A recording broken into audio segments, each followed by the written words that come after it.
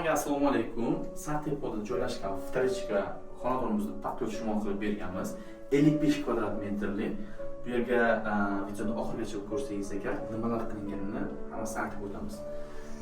Vходной kirish eshigini almashtirib berganmiz. Ko'rgan bo'lsangiz agar shunaqa materialli sensorni vходной eshik qo'yib berganmiz. Juda ham sifatli. Kirgandan keyin mana shunaqa neobычно noldan qatnashuvlarga ahamiyat bergan bo'lsangiz agar avvalni qilib turib noldan o'ynatib berganmiz. Полный kirish vходной eshigining to'risida mana shunaqa prixожечный mebel bo'lyapti. Ust qismi qashnaydek bo'lyapti. Ichi bo'lsa ekan podzeva. Podzeva qilganimiz sababi mana bu yerga полный kombinatsiya. Ularga ahamiyat bergan bo'lsangiz agar bir xil ketyapti. Juda sifatli. Navbatdagi xonamiz zal qismi bo'ladi. Zal qismiga mana bunaqa podseva qilib berganmiz. Ko'rgan bo'lsangiz agar atroflari podsetkali, bu yerda polka, narsalarni qo'yish uchun. Bu yerda lazım.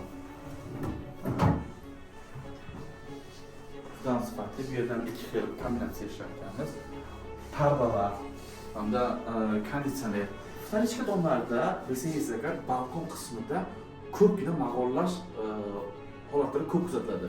Shuni oldini olish maqsadida polni balkon qismini vlagostойкий gipsokardon bilan обшат qilganmiz.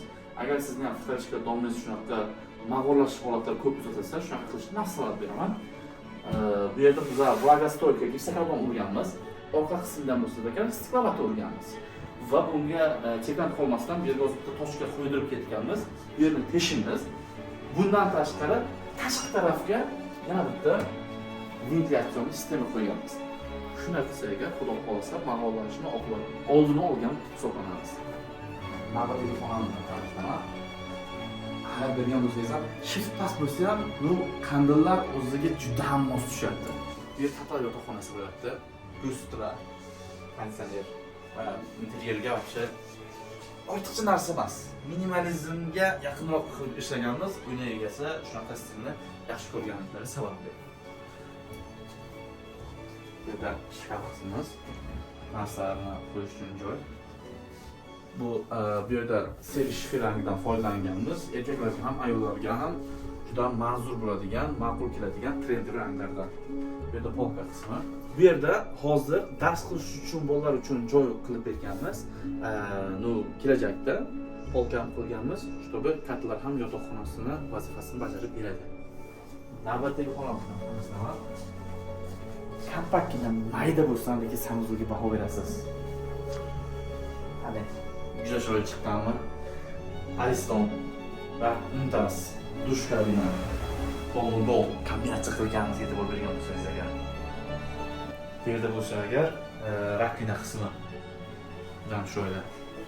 Navbatdagi xonamiz ayollarning sevimli bo'lgan joyi kuxnya. Kuxnya qismiga bitta baho bersangiz agar juda ham chiqadi. Tosh polni искусственный kamin ishlatganmiz. Modellarni qarasangiz agar rakvina qismlari naivniy bo'lgan. Bu juda ham gigiyenik hisoblanadi. Orasida bakteriyalar to'planmaydi. Shunda masalan bemalol ustidan yuvib bemalol ishlatsa bo'ladi. Duxovka, gaz plita ham konditsioner va vitishkani ham sekretariy vitishga qo'yib berganmiz. Bu yerda kachol qismi bo'lyapti. Stiralka. Oshxonaga ko'p yog'li nima bo'lishi uchun jaluzi o'rnatib berganmiz.